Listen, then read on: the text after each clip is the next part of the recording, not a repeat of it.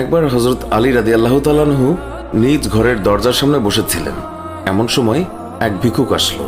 আলী রাদিয়াল্লাহু তাআলা আনহু তার সন্তানকে বললেন, যাও ঘরের ভিতর থেকে তোমার মা ফাতিমা রাদিয়াল্লাহু তাআলা আনহার কাছ থেকে 1 দিরহাম নিয়ে এসো।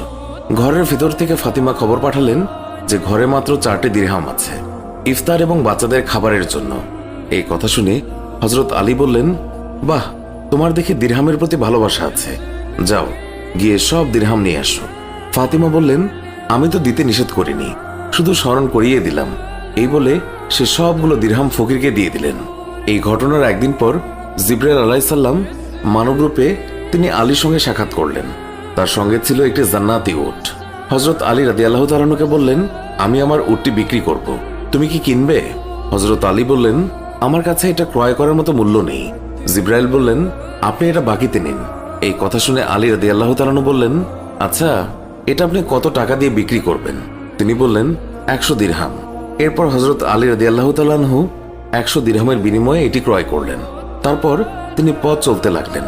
এর কিছুক্ষণ পর বেদুইন রূপে হযরত মিকাইল আলাইহিস সালাম তার সঙ্গে দেখা করলেন এবং জিজ্ঞাসা করলেন, আপনি এই উটটি বিক্রি করবেন? আলী বললেন, হ্যাঁ। বেদুইন জিজ্ঞাসা করলেন, কত টাকা দিয়ে কিনেছিলেন? আলী রাদিয়াল্লাহু তাআলা আনহু বললেন, 100 দিরহামে কিনেছি। বেদুইন বললেন, আমি 60 দিরহাম লাভে তা ক্রয় করব। হযরত আলী রাদিয়াল্লাহু তাআলা আনহু তখন 160 দিরহামে উটটি বিক্রি করলেন।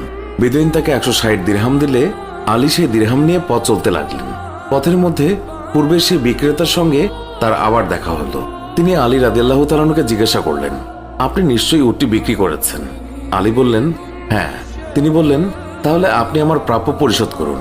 এরপর আলী রাদিয়াল্লাহু তাআলা আনহু তার কথা মতো 100 দিরহাম দিয়ে দিলেন। তখন তার সঙ্গে ছিল বাকি 60 দিরহাম। তিনি 60 দিরহাম নিয়ে বাড়ি ফিরলেন এবং ফাতিমার সামনে সেগুলো রাখলেন। ফাতিমা রাদিয়াল্লাহু তাআলা আনহা তিনি জিজ্ঞাসা করলেন, এত দিরহাম কোথায় পেলেন? তখন আলী রাদিয়াল্লাহু তাআলা আনহু বললেন, আল্লাহর সঙ্গে 6 দিরহাম দিয়ে ব্যবসা করেছি, তিনি আমাকে 60 দিরহাম দিয়েছেন। তারপর সে হযরত সাল্লাল্লাহু আলাইহি ওয়াসাল্লামের কাছে গিয়ে সব ঘটনা খুলে বলেন। তখন সাল্লাল্লাহু আলাইহি ওয়াসাল্লাম বলেন, তুমি কি জানো যে সেই পথের প্রথম ব্যক্তি ছিল জিবরাইল আলাইহিস সালাম আর ক্রেতা ছিলেন মিকাইল আলাইহিস সালাম? এরপর তিনি বললেন, শোনো হে আলী, আল্লাহ পাক তোমাকে এমন 3 রত্ন দান করেছেন যার তিনি কাউকে দান করেননি। তোমার স্ত্রী জান্নাতের রমণীদের সর্দারনি, তোমার পুত্রদ্বয় জান্নাতের যুবকদের নেতা, আর তোমার শ্বশুর নবীদের সর্দার। সুতরাং আল্লাহর এই দানের জন্য তার কৃতজ্ঞতা করো এবং সেই সব নিয়ামতের ব্যাপারে তার প্রশংসা করো যা তোমাকে দিয়েছে। বন্ধুরা, এই ঘটনা থেকে শিক্ষণীয় হচ্ছে, দান করা অতি উত্তম, অতি মর্যাদাপূর্ণ নেক আমল।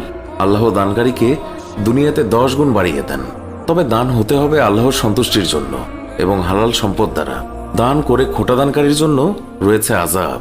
সুপ্রিয় বন্ধুরা, আজকের ভিডিও এই পর্যন্তই।